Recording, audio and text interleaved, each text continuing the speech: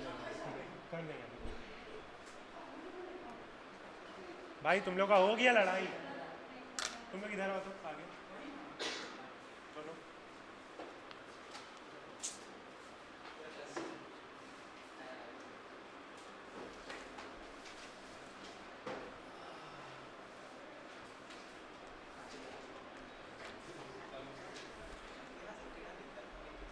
चलो हम लोग स्टार्ट किए थे सारा cost, short run total cost, ठीक है। किया तो क्लास के बाहर भेज देंगे। नहीं मैं दिखता नहीं है स्क्रीन। पीछे जाके बैठ और एकदम उसके बाद कुछ नहीं बोलेगा तो।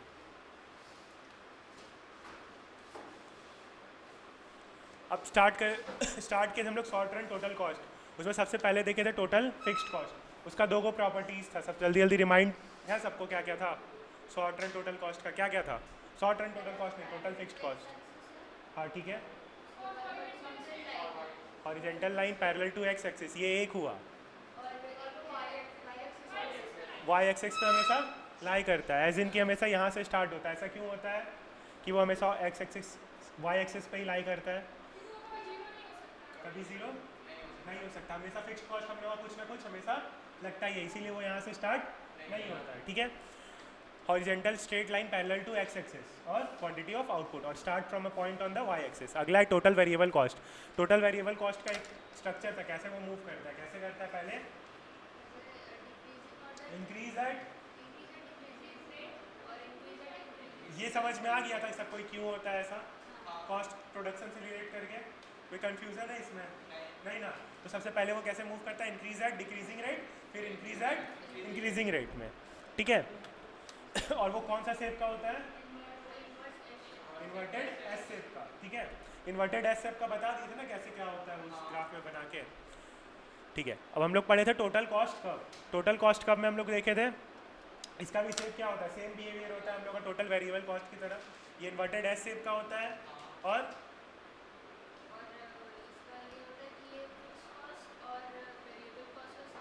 सम अप होता है, ठीक है। और जो टोटल वेरिएबल कॉस्ट होता है और टोटल फिक्स्ड कॉस्ट होता है, नहीं टोटल कॉस्ट होता है, वो दोनों के बीच का डिफरेंस क्या होता है? टोटल फिक्स्ड कॉस्ट, ठीक है। आगे हम लोग देखे थे average fixed cost curve. Average fixed cost curve कैसे निकलता है? ये total fixed cost curve divided by quantity of output, ठीक है। उसका मूवमेंट कैसा होता है कर्व? उसका अल्टरनेटिव नेम होता है रेक्टेंगुलर हाइपरबोला, ठीक है। रेक्टेंगुलर हाइपरबोला क्या बोलता है? देखो रेक्टेंगुलर हाइपरबोला क्या बोलता है, इस कर्व से कोई भी दो पॉइंट एक्स एक्सिस पे टच करेगा तो वो दोनों का एरिया इक्वल होगा, ठीक है। एरिया कैसे निकलता है? एल इंटू बी, ठीक है। तो दोनों का लेंथ और ब्रेथ इक्वल होता है, ठीक है, दो का। और हमको इसका बिहेवियर कैसा है, कैसा इसका ग्राफ होता है? डिक्रीजिंग रेट नहीं, इसका ग्राफ कैसा होता है, किस टाइप का? जैसे यू शेप हम लोग पढ़े, इसका कैसा होता है? Rectangular hyperbola. और इसका ग्राफ कैसा, मतलब ऊपर से नीचे जाता है? ऊपर से नीचे जाता है ये, ठीक है। क्या ये कभी एक्स एक्सिस को टच करता है? कभी भी ये एक्स एक्सिस को टच, तो ये जीरो भी कभी नहीं हो सकता है, ठीक है। सब चीज़ पढ़े। It is a fixed cost per unit of output. Fall as the input increases, AFC curve will slope downward throughout its length but will not touch X axis as AFC cannot be zero. यहाँ तक पढ़े। Shape कैसा होता है? Rectangular hyperbola. तो हम लोग exam में क्या हो गया, एग्जाम में हम लोग को पूछेगा कि किस चीज़ का शेप यू शेप का नहीं होता है, कौन सा कर्व यू शेप का नहीं होता है। तो हम लोग को याद रखना है एवरेज फिक्स्ड कॉस्ट। चार ऑप्शन दे देगा और बोलेगा कि इसका शेप यू शेप का नहीं होता है, ठीक है। तो average fixed cost U shape का नहीं होता है। अगला एवरेज वेरिएबल कॉस्ट, इसका क्या कैसे निकलता है? Total variable cost divided by quantity of output. इसका शेप कैसा होता है? यू शेप का होता है। पहले ये क्या होता है? पहले ये फॉल करता है, फिर मिनिमम तक आता है, फिर ये इंक्रीज करता है, ठीक है। ये क्यों होता है? किसकी वजह से होता है? लॉ ऑफ वेरिएबल कॉस्ट की वजह से ये ऐसा मूवमेंट इसका होता है। वेरिएबल प्रोपोर्शन भी। अगला था टोटल एवरेज टोटल कॉस्ट। इसका भी सेम तरह का हम लोग का होता है जैसा एवरेज वेरिएबल कॉस्ट का होता है। पहले क्या होता है? फॉल करता है, फिर मिनिमम तक पहुंचता है और फिर इंक्रीज करता है। इसको निकालने का दो फॉर्मूला है हम लोग का, total cost divided by quantity या तो फिर average total cost is equal to fixed cost plus variable cost. यहाँ तक क्लियर है? आगे हम लोग पढ़े थे मार्जिनल कॉस्ट। मार्जिनल कॉस्ट निकालने का 2 फार्मूला बताए थे ना। उसमें हम लोग को हमेशा एक ही फार्मूला यूज़ करना है, कौन सा? Change in total cost divide by change in. क्यों यूज़ करना है ये? क्योंकि ये हम लोग कोई भी जगह सिचुएशन में ये लग जाएगा, ठीक है ना। दूसरा अगर लगाएंगे तो हम लोग भी कंफ्यूज हो सकते हैं। कभी हम लोग अगर नोटिस नहीं किए कि वहाँ का डिफरेंस 1 से ज़्यादा है तो हम लोग वो फार्मूला भी लगा सकते हैं। तो ये गलती ना हो इसलिए हम लोग हमेशा change in total cost divide by change in quantity वाला फार्मूला लगाएंगे। इसमें टोटल कॉस्ट और टोटल वेरिएबल कॉस्ट दोनों का यूज़ कर सकते हैं क्योंकि दोनों सेम रहता है निकालने के लिए।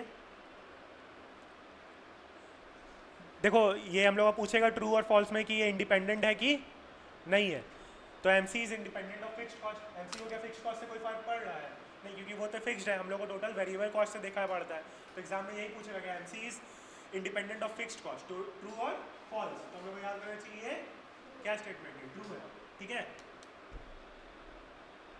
यहाँ पे या फिर लिख देगा MC is dependent on fixed cost, तो हम लोग को याद रखना ये फॉल्स है, ठीक है। घुमा के स्टेटमेंट ऐसे भी पूछ सकता है, तो इस चीज़ का ध्यान रखना है। और MC का मूवमेंट कैसा है? पहले डिक्लाइन करता है, फिर मिनिमम, फिर राइज करता है। ये भी यू शेप का होता है, ठीक है। अब हम लोग को कुछ रिलेशनशिप यहाँ पे देखने का है। सबसे मेन इंपॉर्टेंट है ATC, ठीक है।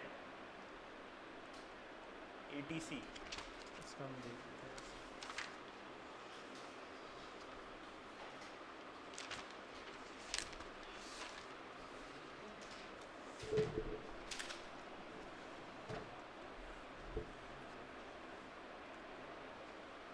सबसे पहले ATC देखा जाए तो यहाँ पे क्या हो रहा है? फॉल कर रहा है। ATC सबसे पहले फॉल कर रहा है। तो ऐसा फॉल क्यों कर रहा है? क्योंकि देखो AVC और AFC दोनों क्या कर रहा है? देखो तो ये दोनों हम लोग का क्या मूवमेंट कर रहा है? देखो तो AVC भी फॉल कर रहा है स्टार्टिंग में और AFC भी फॉल कर रहा है। इसीलिए हम लोग का सबसे पहले ATC क्या करता है? फॉल करता है। ये पहला सीन हुआ, ठीक है। अगला है कि ATC अपना मिनिमम में पहुंच गया है ना। मिनिमम में है ATC अपना। तो इस सिचुएशन में देखना कि AFC क्या कर रहा है?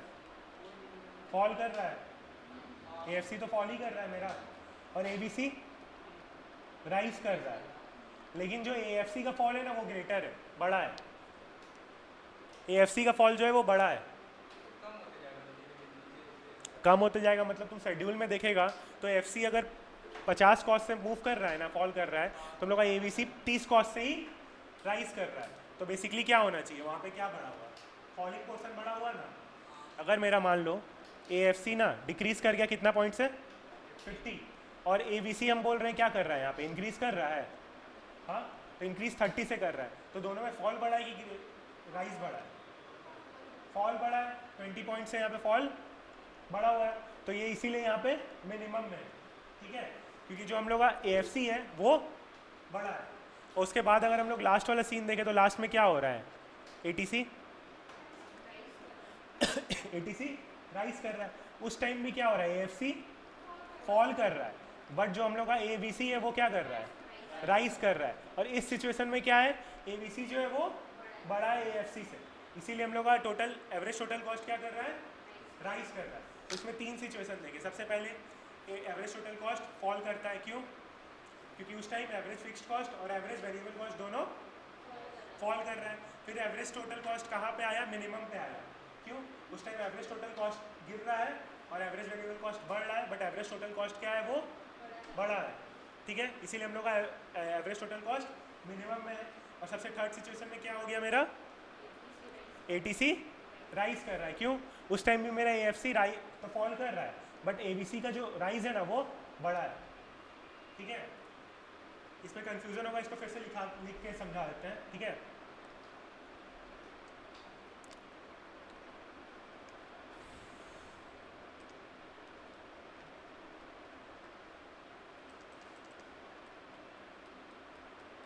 लिखते जाओ साथ में, कहीं पे तुम लोग लाए हो, कहीं पे भी कॉपी में नोट्स पे सही में बुक के बगल में लिख लो, ठीक है। क्योंकि इसमें रिलेशन पूछेगा सिर्फ ATC से ही हमसे पूछेगा। ATC और MC का भी बताएंगे।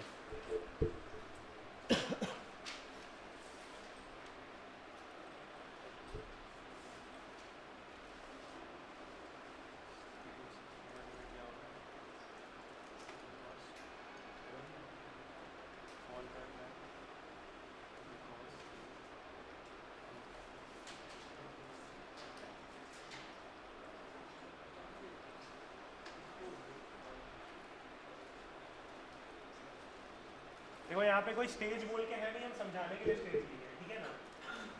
पहला में क्या हुआ, एवरेज टोटल कॉस्ट फॉल कर रहा है क्योंकि हम लोग का एवरेज फिक्स कॉस्ट और एवरेज वेरिएबल कॉस्ट दोनों फॉलिंग स्ट्रीम में, ठीक है।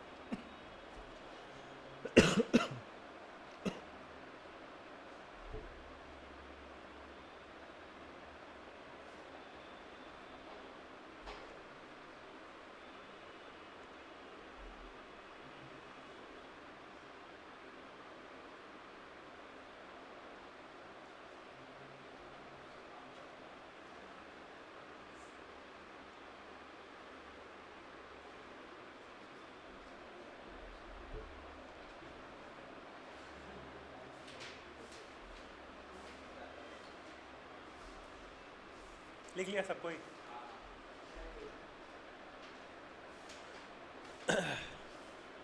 लिख लिया?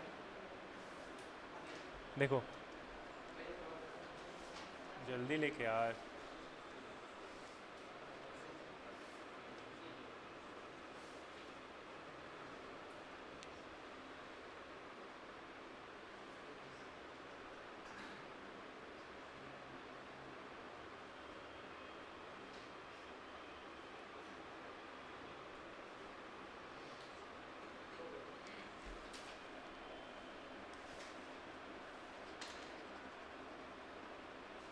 देखो एक लास्ट बार बता रहे हैं, ठीक है।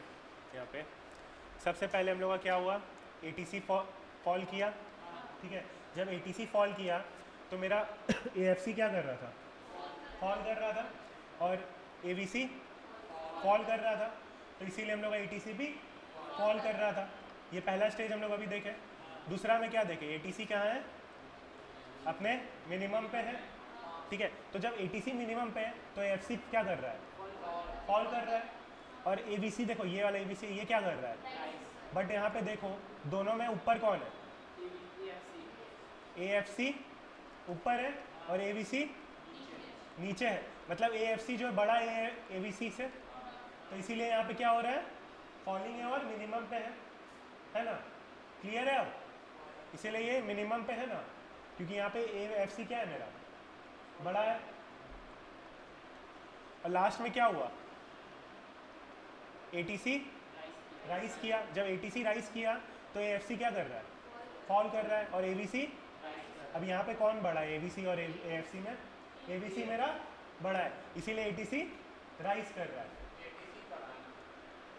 ATC का कंपैरिजन हो रहा है, वो AVC और AFC में कौन बड़ा है, AVC बड़ा है यहाँ पे, इसीलिए क्या हो रहा है, ATC राइज कर रहा है, ठीक है।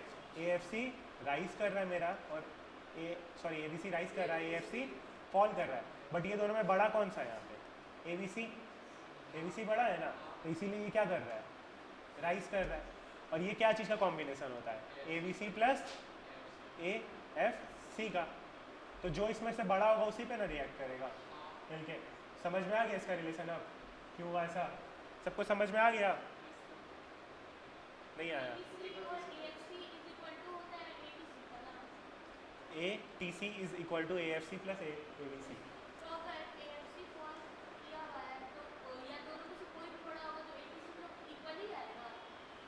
दोनों में से कोई भी बड़ा होगा।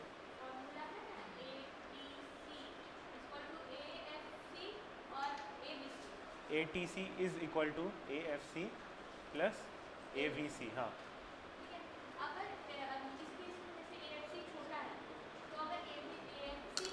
तुम लॉजिकली मत जाया करो यार उतना खरीद के, तुम क्लास के बाद मेरे से क्वेश्चन पूछेगी, जो भी है क्लास के बाद तुम्हारा डाउट हम सॉल्व करेंगे। ये जो तीन कंडीशन है ये समझ में आ गया ना?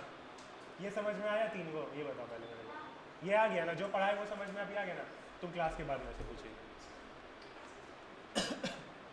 चलो यहाँ तक क्लियर है। अब हम लोग का एक और रिलेशनशिप बचा था, कहाँ गया यार इसका नोट्स? एम सी और A T C.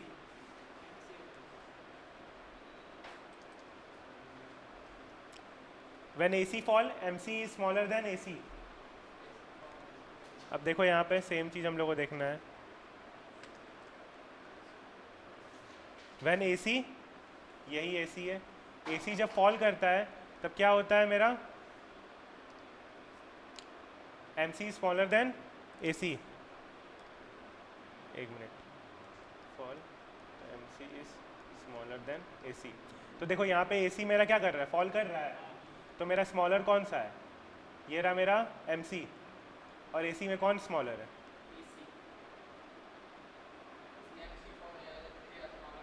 MC smaller है, MC तो नीचे है ना, और यहाँ पे AC बड़ा है। तो वही चीज़ है, जब AC गिरता है तब MC मेरा छोटा रहता है और AC बड़ा रहता है। ठीक है, अगला है जब AC राइज करता है तो MC is greater then AC। ओहो, जब MC राइज कर रहा है तो MC यहाँ पे बड़ा हो गया AC से। जब AC राइज करता है, उल्टा बोल दिया हम, AC राइजेस तब क्या होता है? MC is greater then AC। तो जब MC राइज कर रहा है तो ये AC से बड़ा है यहाँ पे। और सबसे लास्ट में है जब AC अपना मिनिमम में होता है तो दोनों इक्वल होता है। अरे यार, AC अपना मिनिमम पे है तो दोनों एक दूसरे को इंटरसेक्ट कर रहा है। इसको लिख के फिर से बताते हैं, समझ नहीं आया वो यहीं पे सामने।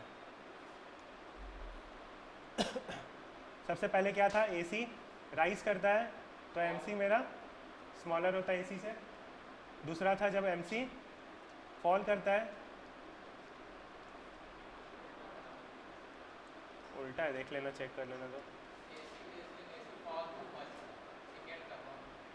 उल्टा है, हाँ सॉरी।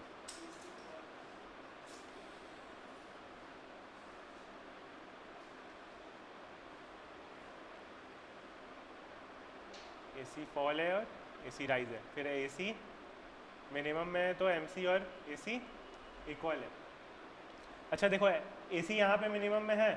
सबसे पहले देखो ATC मेरा AC होता है, इसमें किसी को डाउट है? नहीं ना? AC मिनिमम में कहाँ पे? यहाँ पे मिनिमम में है, इस जगह पे मिनिमम पॉइंट है ना AC का, तो वहाँ पे MC और AC एक दूसरे को इंटरसेक्ट कर रहा है। हाँ, तो ये मेरा क्लियर है। जब AC मिनिमम में होता है तो MC और AC इक्वल होता है।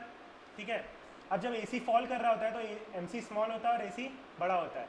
AC यहाँ पे फॉल कर रहा है, हाँ, और MC कहाँ पे है? यहाँ पे। तो ये दोनों लाइन में कौन मेरा लाइन बड़ा होगा? अगर चार्ट बनाओगे ये यहाँ पे आएगा और ये यहाँ पे आएगा। इसका वैल्यू ज़्यादा होगा कि इसका वैल्यू ज़्यादा होगा? AC का ज़्यादा होगा। और यहाँ पे क्या AC बड़ा है और MC छोटा है? सेम चीज़ हुआ है ना? AC is greater then MC। यहाँ पे MC का वैल्यू मेरा 50 आया और यहाँ पे 20 आया। तो हम इसको ऐसे नहीं लिख सकते हैं, sorry, M C smaller than A C, ऐसे नहीं लिख सकते हैं। तो सेम चीज़ हुआ ना, इसका लाइन ऊपर है मतलब ये बड़ा है इससे, इसी का लाइन ऊपर है ना, तो वो एम सी से बड़ा। ये कब हुआ है? जब ए सी फॉल कर रहा है। और जब ये दोनों, जब एम सी और ए सी इक्वल है तब क्या हुआ है? जब तो ए सी अपने मिनिमम पॉइंट पर, ठीक है। और सबसे लास्ट स्टेज क्या था हम लोग का? ये वाला, जब ए सी राइज कर रहा है तो एम सी मेरा बड़ा है, यहाँ पे देखो, और ये देखो बड़ा है एम सी मेरा बड़ा है, ठीक है। तो हम लोग को बेसिकली एग्जाम में ये सिंपल सा 3 चीज़ यहाँ पे पूछेगा कि जब ए सी फॉल करता है तो एम सी और ए सी में कौन सा बड़ा होता है? नहीं, जब ए सी फॉल करता है तो क्या हो रहा होता है? तो उस टाइम क्या होता है मेरा? एम सी छोटा है और ए सी बड़ा है। जब एम सी अपना मिनिमम में है तो, और एम सी जब राइज कर रहा है तो M C is greater than A C. बस यही 3 सिचुएशन हम लोग का एग्जाम में पूछेगा। यही सेम चीज़ जो अभी पढ़ा है एम सी के साथ, एवरेज टोटल कॉस्ट के साथ, वही चीज़ एवरेज वेरिएबल कॉस्ट के साथ दिया है, तो वो भी सेम होगा, क्योंकि दोनों का बिहेवियर कैसा होता है? सेम होता है, क्योंकि दोनों में क्या डिफरेंस रहता है? सिर्फ फिक्स्ड कॉस्ट का, और वो तो भाई सेम रहता है ना, तुम कितना भी अंतर कर लो। तो समझ में आया कैसे हुआ? इसमें अभी भी कंफ्यूजन होगा सबको। एटीसी का फॉर्मूला क्या होता है? एवरेज टोटल कॉस्ट का फॉर्मूला है average fixed cost plus average variable cost, ठीक है। इसको एक काम करो, एवरेज टोटल कॉस्ट और मिनिमम कॉस्ट का एक बार अपने आप कॉपी में ग्राफ बनाओ और ये तीनों केस लिखो, ठीक है ना। एवरेज टोटल कॉस्ट, हाँ, एवरेज टोटल कॉस्ट का और मार्जिनल कॉस्ट का रिलेशन तुम लोग तीनों कॉपी में एक बार बनाओ अपने से, फिर क्लियर हो जाएगा, ठीक है। हाँ, ग्राफ के साथ बना, अभी अच्छा होगा ना।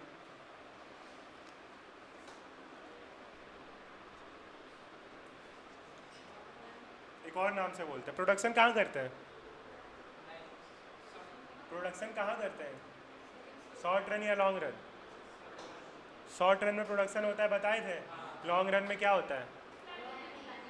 प्लानिंग होता है। इसको हम लोग एक और नाम से बोलते हैं, क्या? प्लानिंग, ठीक है। ये हम लोग का ना रिटर्न्स टू स्केल के बेसिस पे रन करता है, ठीक है। रिटर्न्स टू स्केल बुक में आप लोगों को ज़्यादा पढ़ने का था नहीं, बट स्टिल हम आपको बता दिए थे, उसमें भी 3 स्टेजेस होता है। क्या क्या था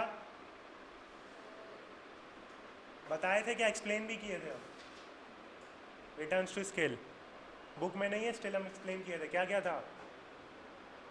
increasing returns to scale, constant returns to scale और डिक्रीजिंग रिटर्न्स टू स्केल, ठीक है। Long run is planning horizontal, क्योंकि लॉन्ग रन में हमेशा क्या होता है हम लोग का? प्लानिंग होता है। जब हम लोग रियल में प्रोडक्शन करते हैं तब कहाँ करते हैं? शॉर्ट रन में करते हैं, ठीक है।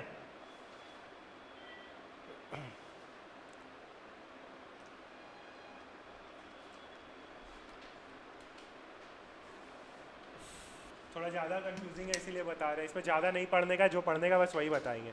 बुक से इस टॉपिक को मत पढ़ना तुम लोग प्लीज़, रिकमेंड करेंगे नहीं, इस टॉपिक को छोड़ देना। क्या हो गया तुम इसका? यार इसको एक चीज़ नहीं बताया, गुस्सा गुस्सा हो गई क्या? तो मान लो इसमें एक एसएससी कर्व है, ठीक है, वो है 1000 यूनिट का, उसका प्रोडक्शन का कैपेसिटी है, ठीक है। उसका सबसे मिनिमम कॉस्ट जहाँ पे पड़ेगा वो वहीं पे प्रोडक्शन करेगा कि नहीं करेगा? मिनिमम कॉस्ट वो यहाँ पड़ेगा, तो यहीं पे प्रोडक्शन वो करेगा, ठीक है।